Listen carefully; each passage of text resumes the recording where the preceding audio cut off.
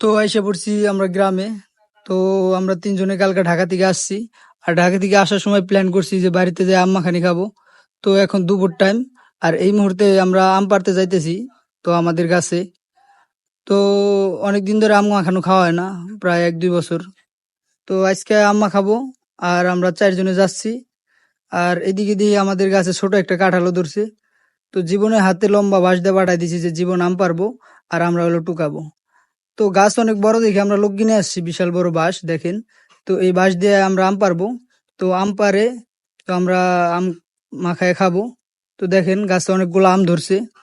তো কাঁচা আম মাখানি খাওয়ার মজাই আলাদা। তো আমরা চারজনে টুকাইতেছি, ওই আম পারতেছে। আর এই মুহূর্তে মাহিমের গায়ে এসে একটা আম লাগলো। আর দেখেন আমটা কত সুন্দর। আর জীবনে এক আম পারতেছে, আর আমরা চারজনে আম টুকাইতেছি। ওই রাসেল একটা আম ধরলো।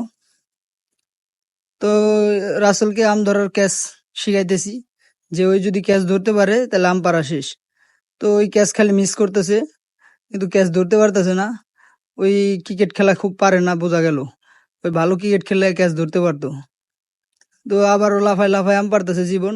আর এই মুহূর্তে কিন্তু ক্যাচ ধরে ফেলাইছে, তাইলে বোঝা যায় ওরে বিপিএল এ নেওয়া যাবো। আর আম পারা শেষ, এখন আম আম টুকাবো আমরা। দেখেন কতগুলো আম পড়ছে এদিক দিয়ে। তো এই যে একটা আম, আর এই জায়গায় 3 পিস আম রাখছি। তো আমগুলা কিন্তু ফাইটে গেছে।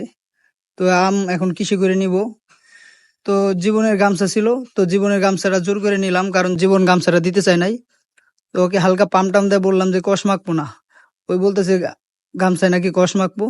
আর সুন্দর করে গামছায় আমগুলা উঠাইয়া একটা ঝুলার মতো বানালাম। আর এইগুলা নিয়ে এখন ড্যাং ড্যাঙে রাসেল যাইতেছে, আর সাথে বাঁশও নিয়ে যাইতেছি। আমরা যাবো এখন মাঠে। তো মাঠে গিয়ে আমগুলা কাটবো। তো মাঠে আইসে আম কাটা শুরু করে দিছে পোলয়। পোলাই সাধুর দিয়ে আজকে আম কাটামু। আর পোলাই সাধু সুন্দর করে মাখাইবো। ওর হাতে নাকি সুন্দর জাদু আছে। তো ওই আম কাটতেছে, আর আমরা দাঁড়ায় দাঁড়ায় দেখতেছি যে কি সুন্দর করে আম কাটতেছে। আর এদিকে আম কাটা দেখে ভাতিজা তো চোখ মুখ বড় বড় করে হালাইছে, কারণ অনেকদিন পরে আম খাইবো। আর এদিকে দি 4টা বোম্বাই মরিচ নিয়ে আইছে। আর এই বোম্বাই মরিচ গুলা কাটতেছে। আর বোম্বাই মরিচ নাকি খুব প্রচন্ড ঝাল। তো সেই জন্য কড়া করে ঝাল দিয়ে, মরিচ দিয়ে, লবণ দিয়ে এগুলা মাখাবো। সাথে কাসন্দ আছে। তো এগুলা মিক্স করতেছে, আর এদিকে কাসন্দ দিয়ে দিল। আর ওই কাসন্দ দেওয়া দেখে তো আমার জিভায় পানি আইছে, কারণ অনেকক্ষণ ধরে ধৈর্য ধরে বয়ে রয়েছি সবাই। আর ওই এক আম মাখাইতেছে। তো এগুলা দেখে দাঁড়াই রয়েছি ধৈর্য ধরে, কখন আম মাখানি হইবো আর আমরা খামো এক লগে সবাই মিলে।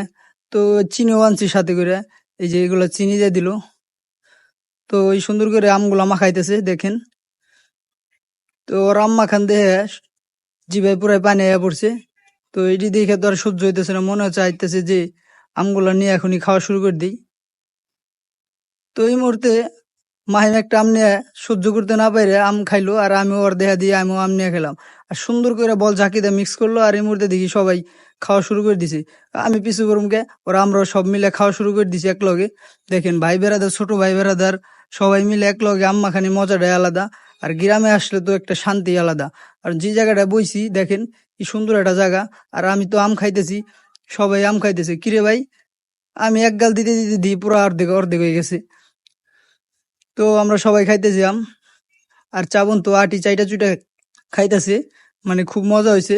তো আম মাখানিটা খুবই মজা হয়েছে, কারণ গরমের ভিতরে এটা খাওয়ার উপকারও আছে। তো প্রতি বছর কম বেশি আম টাম খাওয়া হয়, কারণ এই বছর আগে আগে এসে কাঁচা আম মাখানি খাইলাম।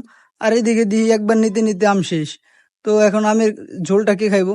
তো সবাই সাধু দিয়ে দিতেছে অল্প অল্প করে, পোলাই সাধু। তো পোলাই সাধু দিয়ে গামলা ধরে চুমিক। আর এই মুহূর্তে দিয়ে প্রত্যেক গামলা ধরে দিছে চুমুক। আর এই মুহূর্তে আবার চাবনও নিয়ে নিল। তো দেখতে পারলেন যে আমাদের আম মাখানি কি পরিমাণ মজা হয়েছে। আর যদি ভিডিওটা ভালো লেগেছে, অবশ্যই আমার ভিডিওটা ফলো দিবেন, সাবস্ক্রাইব করেন। আজকের মতো আল্লাহ হাফেজ।